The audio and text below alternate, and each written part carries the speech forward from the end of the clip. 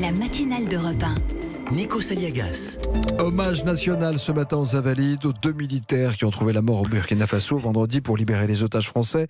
Et au-delà de l'émotion qui sera évidemment très forte ce matin, cette triste actualité témoigne de la difficulté de la lutte sur le terrain contre le terrorisme. Jean-Michel. Oui. Alors sur le terrain, Nikos, effectivement, il y a 2 terrains de lutte contre le terrorisme. À l'intérieur, ce sont les services de police et les services de renseignement qui s'en occupent. Mais la source du terrorisme, c'est à l'extérieur. Alors pour une partie aujourd'hui en Syrie, pour une autre partie en Afrique, et c'est donc au Burkina Faso que Cédric de Pierrepont et Alain Martoncello, dont la mémoire sera honorée ce matin, ont trouvé la mort vendredi dernier.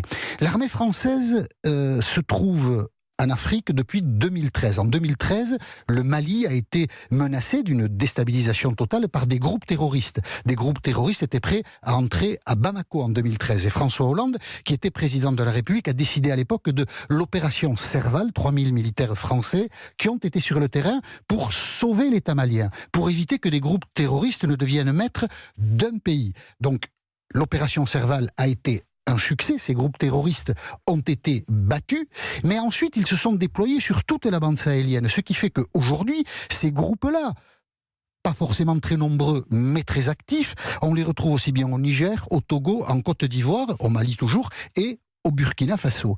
Cela veut dire que la lutte contre ces groupes très difficiles doit être menée sans doute pendant des années et que cela fixe des moyens militaires importants. Aujourd'hui, l'opération qui a changé de nom s'appelle l'opération Barkhane. 4500 militaires français sont mobilisés et ils le sont pour longtemps parce que si les militaires français partaient aujourd'hui, les États des pays que j'ai cités pourraient être directement menacés. C'est dans ce contexte, et on le comprend, que les autorités françaises et les autorités des autres pays européens aussi demande aux touristes, ça c'est une évidence, mais aussi aux organisations humanitaires, de ne plus aller dans toute la bande sahélienne, dans des zones où il y a des groupes terroristes, parce que ces gens-là, ceux qui dirigent par exemple ou qui travaillent pour des organisations humanitaires, deviennent des otages. Et ensuite on voit bien tous les problèmes que ça pose. Mais en même temps, c'est une contradiction majeure. C'est ce que recherchent les terroristes, que les populations de toutes ces zones-là soient coupées de leur gouvernement, et que ces territoires-là très vastes deviennent ainsi des bases arrières, des sanctuaires pour les groupes terroristes.